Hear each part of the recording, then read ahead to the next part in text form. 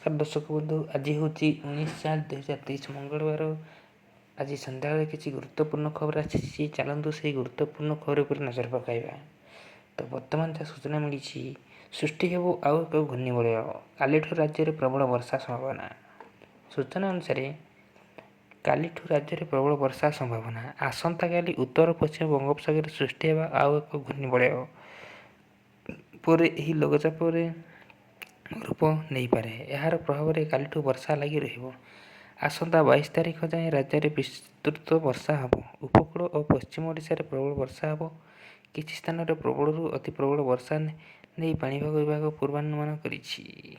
सूचना मुताबक आज मालकानगिरी, कोरापुट, नवरंगपुर, रायगढ़, गजपति, गंजाम, पुरी जिला विभिन्न स्थान में प्रबल वर्षा हम।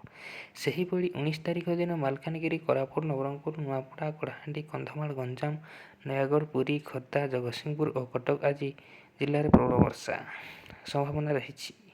20 तारिख दिन राज्य में वर्षार प्रभाव और विस्तृति बढ़िबो। गंजाम, पुरी, जगतसिंहपुर, केन्द्रापड़ा और कंधमाल जिले में प्रबलरू अति प्रबल वर्षा हम। एसह उपकूल सह संलग्न जिलागुड़िक प्रबल वर्षा संभावना रही। 21 तारिख दिन भी सारा ओडिशा प्रबल वर्षा संभावना रही।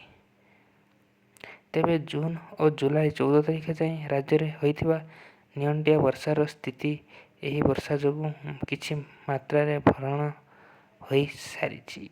सक्रिय मौसुमी प्रभाव में गत 24 घंटा राज्य में होइथिबा वर्षा जो 3 नियंटिया वर्षा भरण होइछि। गत 48 घंटा राज्य में होइथिबा वर्षा राज्यर 8% नियंट स्थिति को भरण करिछि। राज्य में चलित मौसुमी ऋतु आज सुधा 30,078 मिलीमीटर वर्षा रेकर्ड होइछि। तो सरीगला संपूर्ण पाणीपागर सूचना। तो दर्शक बंधु जो मैंने मो चैनल को नुआ कर प्लीज लाइक करूँ, शेयर करूँ, सब्सक्राइब करूँ, जहाँफल कि आप लेटेस्ट अपडेट न्यूज सर्वप्रथम पाइपर। रोची नमस्कार। Bureau report BM creation.